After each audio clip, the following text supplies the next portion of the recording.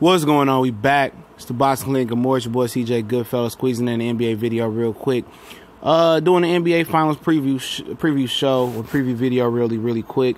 And it won't be a reaction because I'll be at work probably by the time this game goes on and goes off. So I'll talk about it in the morning, I would guess. But yep, got the Golden State Warriors and Cleveland Cavaliers, fourth year in the finals. Obviously LeBron, he pretty much breezed through the Eastern Conference, other than the Pacers and the saga he had with Boston. But I don't think it was in too many people's minds a doubt that he was gonna lose, especially when he got that series with Boston 2-2. So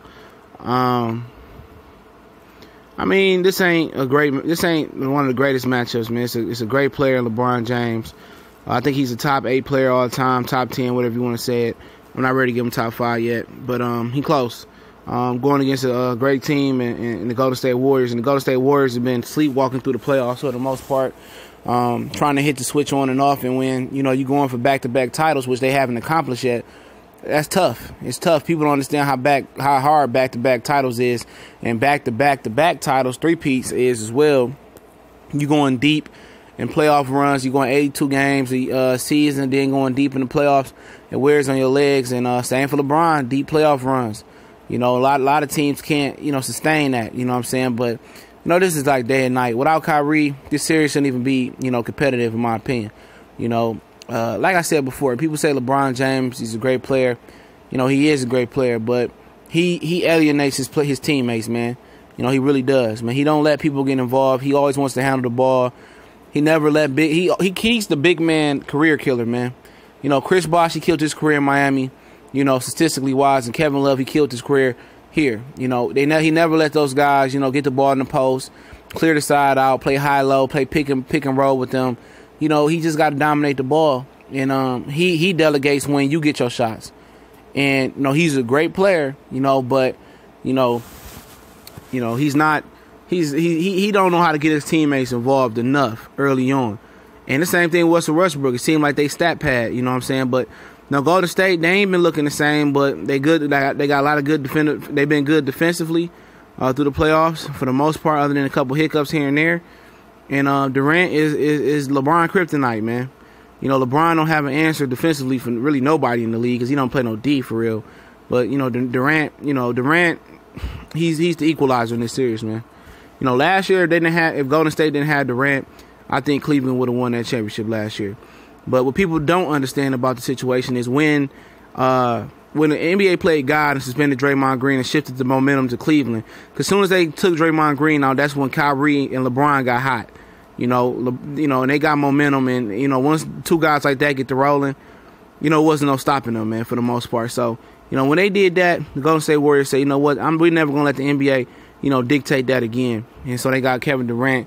And LeBron couldn't do shit. So do I have any sorrow on LeBron James? No, because he's the same dude that tried to monopolize the NBA.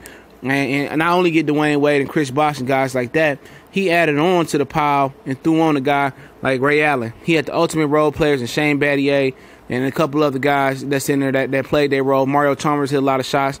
And that was a great team as well. But, he still choked in that series. You know what I'm saying? And in the last couple finals, he was able to play free, to be honest. He know he wasn't going to beat Golden State this year and last year, so he could just ball out. Like the first year he played Golden State with Kyrie and Kevin Love was injured, he could just play free. He don't like the pressure being on him. When his expectations on LeBron James, he crumbled. Dallas Mavericks series, he crumbled. You know what I'm saying? And when he finally got over the hump, you were like, man, he probably not going to lose another finals. He crumbled again versus San Antonio, so those things you can't ignore.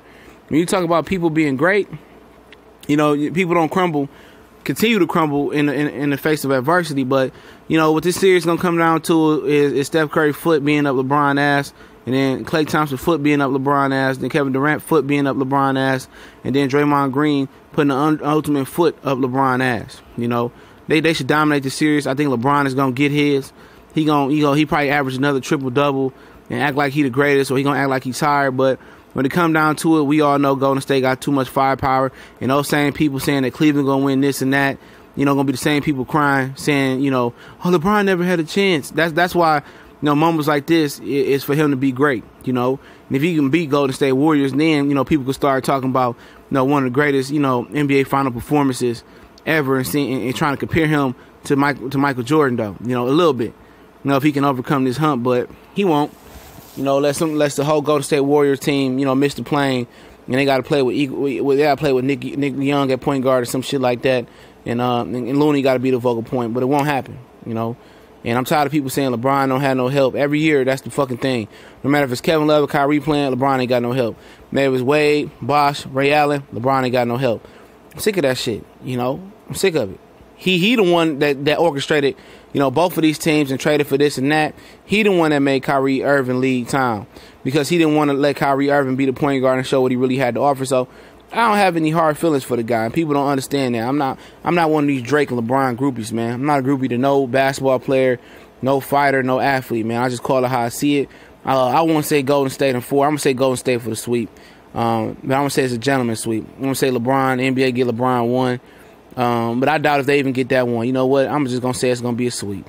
You know, I'm saying Steph Curry's going to dig in that ass and send LeBron home crying again. And they're going to keep making excuses, and this nigga going to be 3-6. Like I said on Facebook the other day, man. I mean, when you come to my house and play Madden, you go 3-6, you can't come back until 2K come out, man. So, you know, 3-6, man, that's not even, that's an F. You know, failure. Lame motherfucker, man. But I respect LeBron game, respect the hustle. You know, him being the player coach / GM, that ain't never been done before. You know, and at the end of the day, he orchestrated this team. You know, that Isaiah Thomas shit didn't work out. You know, that was his fault. I mean, that was the team fault. And then they rebuilt this team. And it ain't going to work. You know, Golden State Warriors is going to, you know, put them little bottles together and say, Warriors, come on, play, Cavaliers. And then, you know, they going to do what they do and whoop that ass, man. Golden State in 4, man. Not 4, 4. TBC and Mo. 4, Golden State. We out.